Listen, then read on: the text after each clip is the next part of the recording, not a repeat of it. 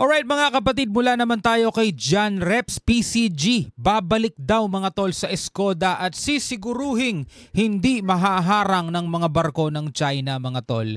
Pero kasabay ng balitang yan mga tol, tila ikinatuwa ng China at talagang matutuwa sila mga tol na inalis ng Pilipinas ang BRP Teresa Magbanwa dito sa Skoda Shoal dahil nga matagal na nilang gustong alisin yan mga tol.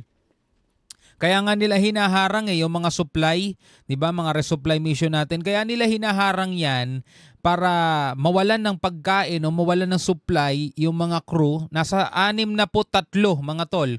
63 ang crew na sakay ng BRP Sierra Madre at ang gusto ng China mangyari mga tol, gutumin yung mga taong nakasakay doon para ang BRP Teresa Magbanwa ay mapilitan na mismo na umalis doon.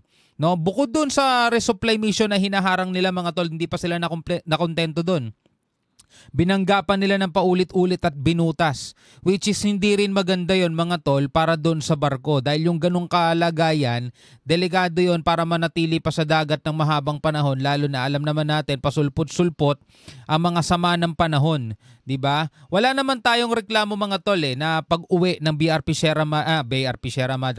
Teresa Magbanwa, no? Wala naman tayong reklamo sa pag-alis no kasi kailangan naman talagang alisin 'yan, hindi naman pwedeng habang buhay na 'yan diyan, 'di ba? Pero sana bago nila inalis, merong kapalit. Pero eto nga, PCG babalik daw mga tol sa Skoda at sisiguruhing hindi ito mahaharang ng mga barko ng China dahil isa nga sa mga pinapangambahan ng mga masang Pilipino, baka ba daw matulad no doon sa sinapit ng Scarborough na nang umalis ang Pilipinas hindi na tayo nakabalik ulit doon no dahil nga kinontrol na yun ng China. Anyway, panoorin na lamang natin to mga tol mula rito kay John Reps no. Bago natin to simulan, huwag mong kalimutan mag-subscribe sa kanyang YouTube channel.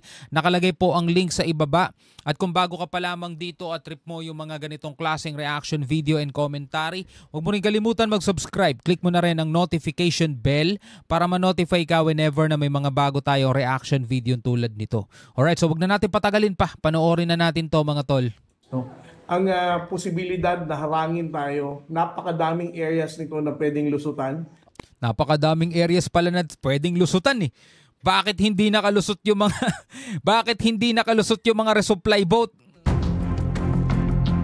Ikinatuwa ng China at tila ng insulto pa ito kaugnay sa pag-alis ng barko ng Philippine Coast Guard sa Skoda. Yan ang nakaka-bad trip din dito sa China no? Akala mo talaga no?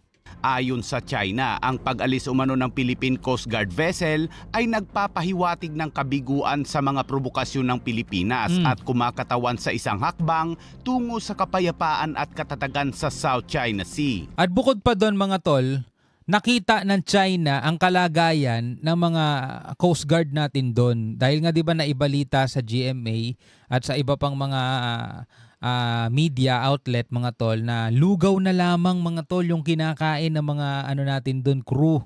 1 kilong bigas pinagkakasya sa 63 crew.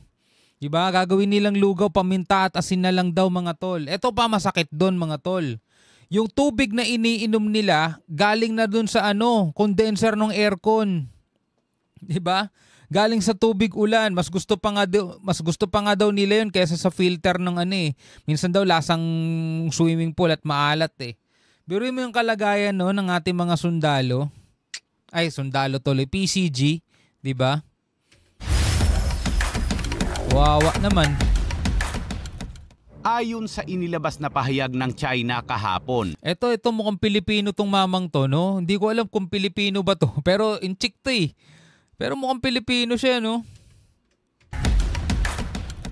Ayon sa inilabas na pahayag ng China kahapon, ang pag-alis daw ng barko ng Pilipinas sa tinatawag nilang Xianbinjiao kung saan iligal daw itong nakaangkla sa loob ng halos 5 buwan ay naganap 3 araw matapos ang pagpupulong ng mga pinuno ng China-Philippines Bilateral Consultation Mechanism noong Miyerkules. Yan, ito yung sinasabi natin mga tol.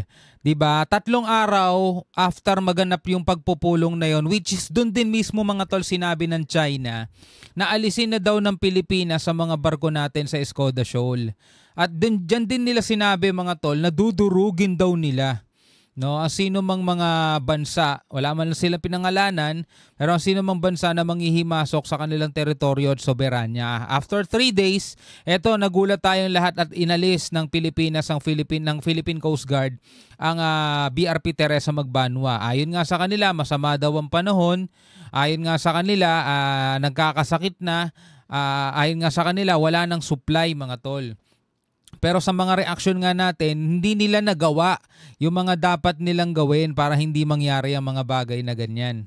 Gayunpaman, hindi umano inabisuhan ng Pilipinas ang China sa maagang pag-withdraw nito. Hindi na daw nila inassist ang barko ng Philippine Coast Guard dahil kaya naman umano nitong umalis sa lugar. Tila insulto itong kanilang statement mga kabayan. Oo. Ang pag-alis umano ng Philippine Coast Guard vessel ay nagpapahiwatig ng kabiguan sa mga provokasyon daw ng Pilipinas at ang pag-atras daw ng Pilipinas ay kumakatawan sa isang hakbang tungo sa kapayapaan at katatagan sa South China Sea. Pero ito nililinaw ng ating gobyerno na ang pag-alis daw sa Escoda Shoal ng ating Coast Guard ay hindi nangangahulugan ng pag-abandona. No, kailangan lang daw talaga mga tol. Kailangan lang daw talaga. Wala naman sana magiging isyong ganito eh. Kung sana naisip-isip nila yung rules naman talaga at tawag dito SOP. 'Di ba? Na bago ka umalis diyan sa position mo, dapat siguraduhin mo munang may kapalit ka. Hindi ka pwede basta-basta umalis eh. Wala na, nangyari na mga tol eh. At dito sila napupuna ngayon. Binigyang diin ng China ang matagumpay umano nitong pagtugon na hadlangan ang mga layunin ng Pilipinas. Ang matagumpay daw na paghawak ng China sa sitwasyon ay nag-iwan sa Pilipinas ng walang pagpipilian kundi ang umatras. Tulad ng pagharang nila sa mga resupply mission natin mga tol. Walang pagpipilian, no choice daw mga tol ang Pilipinas kundi umatras. 'Di ba? Sinabi rin ng China na maaaring hindi pa ito ang katapusan ng mga provokasyon ng Pilipinas sa West Philippine Sea. Actually, sila ang nagpo-provoke eh. Kaya ang puwersa umano ng China ngayon ay nananatiling nakaalerto dahil maaaring susubukan daw ng Pilipinas na ilipat ang mga katulad na taktika sa iba pang mga isla at bahura kung saan nakahanda rin ang China na tumugon anumang oras. Malinaw malinaw sinabi. Magiging alerto daw sila mga tol.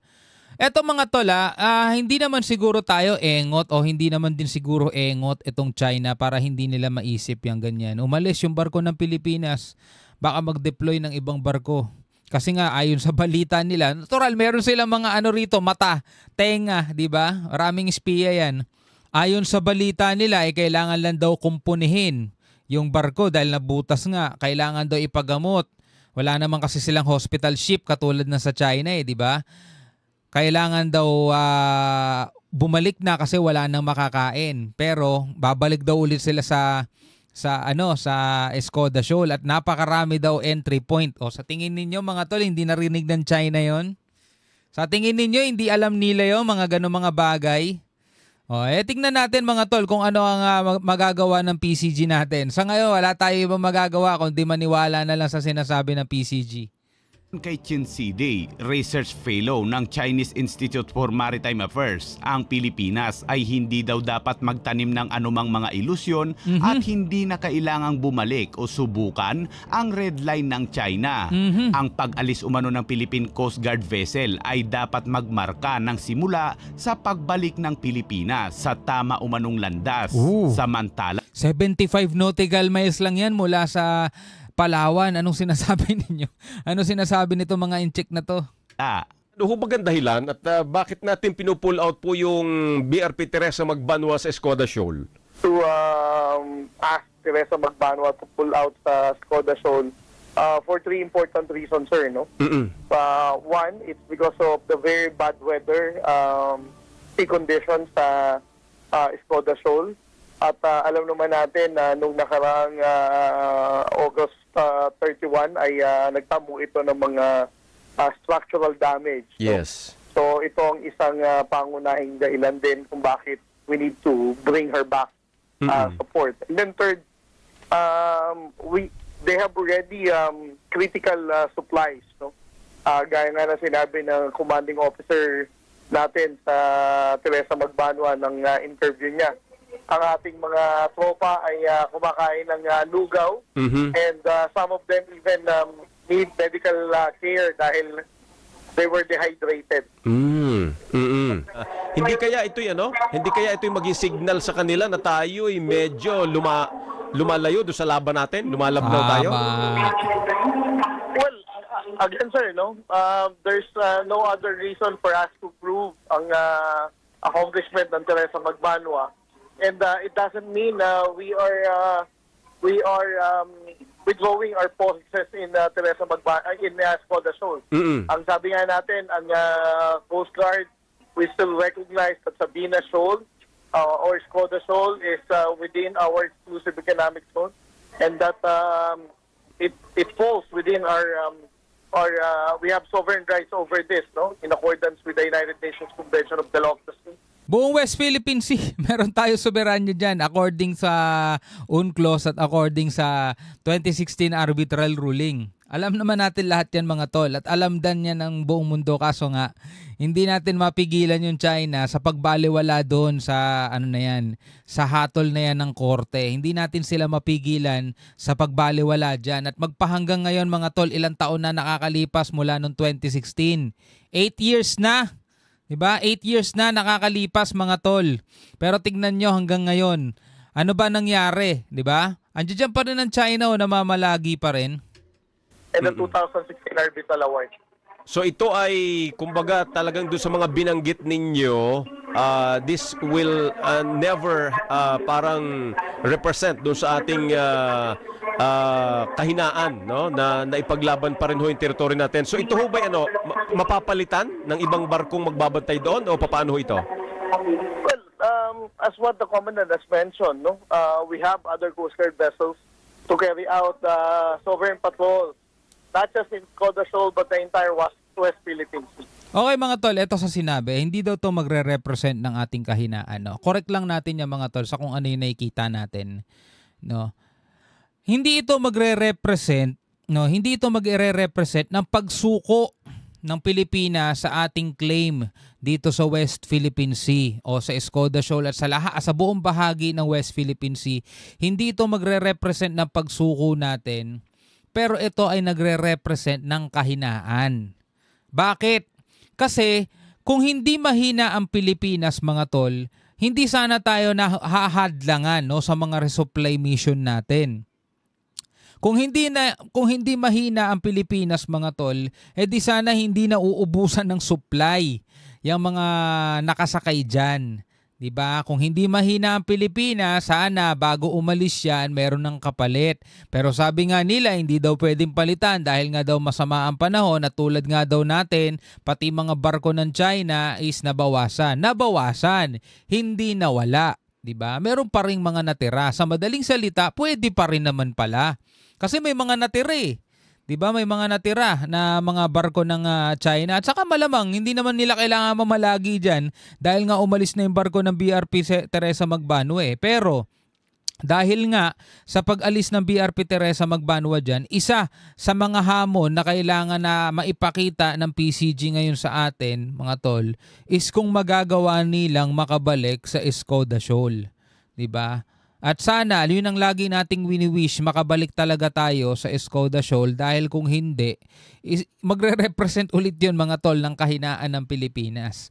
Ulitin natin hindi to siguro nagre-represent ng pagsuko natin. Dahil hanggang ngayon sa mga interviews, 'di ba, sa mga media press conference, 'di ba? Lagi nating sinasabi ng mga otoridad, hindi natin isusuko 'yan, ipaglalaban pa rin natin 'yan. So, andun pa rin. Diba, hindi tayo sumusuko, lumalaban pa rin. Pero itong nangyari mga tol ay nangangahulugan na mahina talaga ang Pilipinas. Pero inyo resupply, hindi nila nagawang supplyan itong mga to, kaya nagutom, kaya naubusan ng pagkain, naubusan na maiinom na tubig. Ano tawag doon? Malakas. Oo. So hindi kinakailangan na agad palitan doon sa mismong lugar na kung saan umalis itong Teresa Magbanwa. Yes, sir. And as what I said, sir, these are already operational details, so I cannot confirm whether a vessel was deployed to replace Teresa Magbanwa. But what the Commandant has mentioned a while ago, no, nung sa interview niya nitong hapon, is that the Coast Guard is still committed in maintaining our presence in Skoda Shoal. Opo. Okay, tulad din naman ng sinasabi ng PCG, yung mga na-reclaim na island ng China ay umabot ng 4 na taon bago natapos. So dito kailangan talaga nilang i-monitor yan. Habang wala pang bantay mga tol ha, habang wala pang bantay, etong karagatan na to, etong bahaging yan, dapat i-monitor lagi yan ng PCG. At pag nakita nila mga tol na nagsisimula ng mag-reclaim ang China, alam naman natin labag sa batas yun, pwede na natin silang puntahan. Siguro pwede tayo magsama ng mga kaalyadong bansa para pigilan sila. At hindi na maulit yung pagkakamali natin mga tol sa mga past years na kung saan nakapag-reclaim, nakagawa ng mga island itong China nang hindi man lang natin nagawang pigilan. Kasi tulad nga mismo si Commodore J. Tariela na rin na may sabi na 4 na taon ang pag-reclaim mula 2013 hanggang 2017 mga tol, nag-reclaim ang China dun sa Mischief Reef, mga ganyan lugar. So pag na-monitor natin na nagsasagawa na sila ng reclamation dito sa Skoda Shoal, dapat talaga magawa nilang pigilan yan. Ha? Take note, 4 na taon. Baka sa loob ng 4 na taon, wala na naman tayong magawa dyan. Itong panibagong lumabas na istorya na may pagbabanta ang Beijing ng pagka-crash sa any foreign incursion. Yan. Paano niyo ho pinag-uusapan to ngayon sa Coast Guard? Yan yung nakaraan di ba? Well, as far as the Coast Guard is concerned, we are not deterred by this kind of statements, no, ng Chinese government. Oo. Dahil para sa atin, our presence in Skoda Shoal or our deployment of Coast Guard vessels in the entire West Philippine Sea is in accordance with the international law. And it's also supported by UNCLOS and the 2016 Arbitral Award. Well, for the Philippine Coast Guard, this is not an abandonment. No? We're not going to abandon BRP Skoda Shoal dahil pinulaut natin ng Teresa Magbanwa. Ang sinasabi lang natin is we are just repositioning our vessel. It will undergo repair and of course supplies. But then again, there are other Coast Guard vessels that we intend to deploy in Skoda Shoal. Yung mga ganitong klaseng repair daw mga tol, ayon dun sa isang balitang napanood natin, ito ay inaabot ng 6 na buwan. Ganong katagal mga tol. So kung ang gagawin ng China, butasin yung mga barko natin lahat, wala na tayong magagamit na mga barko dyan, di ba? So, ang kailangan talaga nating gawin mga tol, kahit papaano pumalag na Hindi na pwede yung ganyan Lalo na ganito kahina yung natin, puwersa natin. Biruin mo, resupply mission, failed. Ano ibig sabihin mga tol? Hindi natin nagawa ng maayos yung ganong tungkulin. At yun nga ang dahilan kaya nagutom, naubusan ng supply itong mga crew dito sa Teresa Magbanwa. Siguro sinasama sa dahilan, masama nga kasi panahon at yung tawag dito, yung butas nga nung barkong yan, hindi na siya safe para sa karagatan, lalo na masama panahon. Diba? But then again, ang isa sa mga nakita natin problema dyan, at ang sinasabi rin naman sa balita, is yung kawalan ng supply, pagkain at tubig, nagugutom na at nagkakasakit na yung ating mga Coast Guard na nakasakay sa BRP Teresa Magbanwa. That's the plan of the national government.